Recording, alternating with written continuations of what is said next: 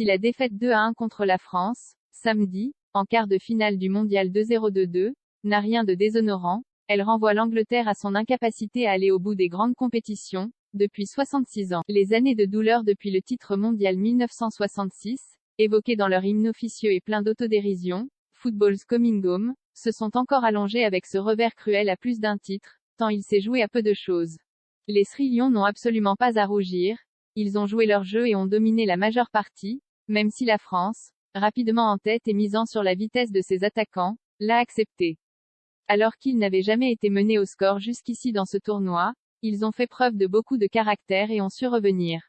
Après le but superbe à longue distance d'Aurélien Tchouaméni, 1-0, 17e, Bukayo Saka est allé chercher un penalty en début de seconde période, transformé par Harry Kane, 1-1, 54e pour égaler le record de buts en sélection de Wayne Rooney, 53. Ils ont même eu d'énormes occasions de passer devant par Harry Maguire de la tête, 70e, et Saka, 72e, encore lui.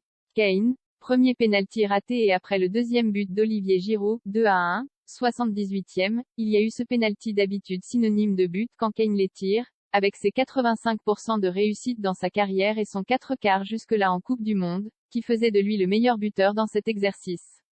Mais là, comme si le destin s'acharnait sur cette équipe jamais très loin, mais jamais suffisamment près, le ballon s'est envolé dans le ciel d'Alcor et avec lui une nouvelle occasion de vaincre la malédiction. Gareth Southgate sait que toute une partie des supporters anglais n'attendaient que ce faux pas pour fondre sur lui en raison de son style trop propre, trop pragmatique et pour tout dire trop moderne. Ils ne manqueront pas de relever qu'une défaite en quart est un pas en arrière par rapport à la demi-finale en Russie il y a 4 ans. Ils noteront aussi la fâcheuse tendance des Anglais sous Southgate à battre quasiment à chaque fois, en compétition, les équipes plus faibles ou de niveau équivalent, mais à perdre contre plus forts ou supposés plus forts. Il n'y a pourtant pas grand-chose à reprocher aux techniciens anglais dont la gestion du groupe et les choix en cours de match ont été quasiment tous gagnants.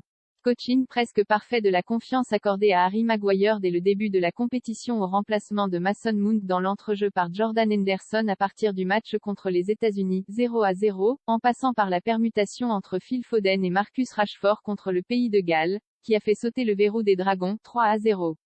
Son coaching a été presque contre la France encore, c'est Mason Mount, entré en jeu juste après le deuxième but de la France, qui a obtenu un deuxième penalty, raté. Ce qui rend d'autant plus cruelle la désillusion, c'est que Southgate avait fini par persuader son pays d'y croire. Le mondial en Russie était une très belle surprise, la finale de l'Euro une belle réussite, malgré un jeu pas toujours emballant. Là, l'Angleterre était fière de ses joueurs, de son jeu, n'avait plus aucun syndrome de l'imposteur et elle doit accepter que cela ne suffit pourtant toujours pas. Voudra-t-elle continuer avec Southgate? Son travail est allé bien au-delà de l'équipe première, il est au cœur d'une révolution dans la formation et l'attention accordée aux équipes de jeunes. Après 6 années en poste, pas toutes faciles, mais avec une trajectoire ascendante, la fédération anglaise ne le mettra pas automatiquement dehors, même si des noms, essentiellement étrangers, comme Thomas Tuchel ou Mauricio Pochettino, sont parfois évoqués comme des successeurs possibles. La réponse lui appartient sans doute.